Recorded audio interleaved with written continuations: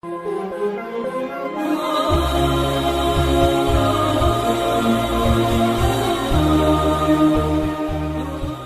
dear brothers and sisters, at this particular juncture, I want to coin a question.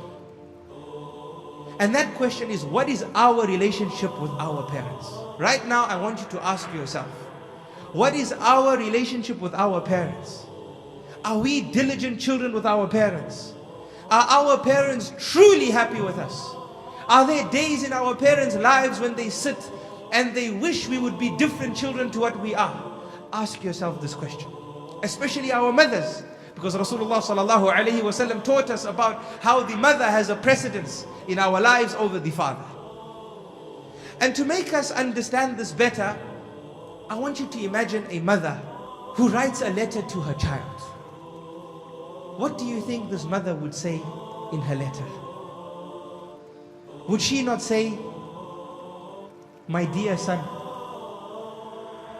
a long time ago, I received the best news a mother can receive, a human being can receive. And that was the news when I was informed that I was pregnant with you. And my dear child, I cannot express how happy I was on that day." And weeks passed by after that. And my body started changing. And I was scared because I could not eat except that I would vomit what I ate. And I would feel weak. And my body started expanding as you grew in me. And my dear child, I promise you that with all the fear that I had, I was loving you more with every day that passed. Even though all this was happening to me, the day that I held you became even more dearer to me. And my dear child, those weeks became months. And I became even more heavier, to such an extent where I couldn't stand for long. I couldn't walk for long. And then a time came when I couldn't even sleep on my back, because of the weight of carrying you would cause immense pain on my chest. So I would sleep on my side. But I would fear when I would turn to my side that I might roll onto my stomach and harm you. That was a fear in my mind, my dear child. But I would try my best. And every day that passed, my love for you grew stronger. And my desire to hold you grew stronger. Until, my dear child, a day came when I felt a pain that I never ever felt in my life before. A pain in which I thought I would die. Wallahi, I thought I was going to die. A pain which I would not wish that my enemy felt. And it was the day when you were about to enter this world. And it lasted for long.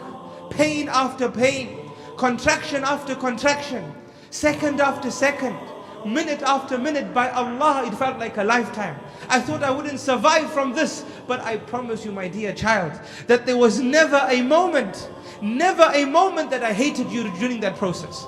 Never a moment where I said an evil word to you or an evil word about you. Rather, my desire for you, my desire to hold you, my desire to see you kept me going. That inshallah it's soon, that inshallah it's soon. And I carried on going. I never ever said that I will take revenge over you after you're born. I never ever said that woe to you, woe to you. I never uttered a word of enmity and hatred towards you as I suffered these pangs that felt like the pangs of death. And then, my dear son, or my dear child, you entered this world. And when I saw you, the pangs of death that I thought I felt dissipated. And the tears that I had in my eyes became tears of joy.